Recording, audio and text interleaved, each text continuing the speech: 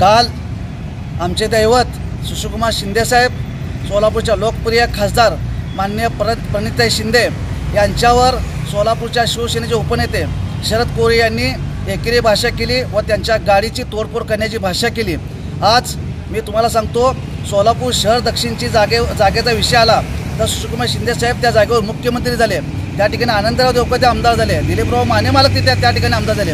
दक्षिण जागा आमची असतानासुद्धा आम्ही सर्व लोक शांत होतो, परंतु काल तू जी भाषा या शरद्या कोळीने केली त्याला मला एक सांगायचं आहे। एकीकडे उद्धव ठाकरे एक सज्जन माणूस शिवसेनेचं नेतृत्व करतो आणि असल्या या फालतूक माणसाला शिवसेनेचा उपनेता केला आणि उद्धव एक प्रकारे बाळासाहेब ठाकरेंच्या विचाराचा एक प्रकारे अपमान झालेला आहे। तिकडे सोलापूरमध्ये निष्ठावंत सैनिक असताना अशा या खंडणीखोर ते पैसे देऊन तिकीट विकत देणाऱ्या या माणसाला आपण उपनेता केला।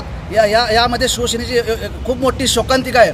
तो आपल्याला माहीत असेल, सोलापुरामध्ये वाळू तस्करी व तसेच खंडणीखोर बलात्कारी असे विविध गुन्ह्याने गाजलेला हा शरद कोळे याला सांगायचं आहे, तुझ्या ऑफिससमोरून तू कालचे वक्तव्य केला की ताईंची गाडी फोडील। मी तुला आज सांगतो, तुझ्या ऑफिससमोरून मी आज बोललोय, तुझी गाडी ज्या दिवशी त्या ऑफिसमध्ये समोर थांबेल त्या दिवशी तुझी गाडी फोडल्याशिवाय हा युवक काँग्रेसचा कार्यकर्ता शांत बसणार नाही।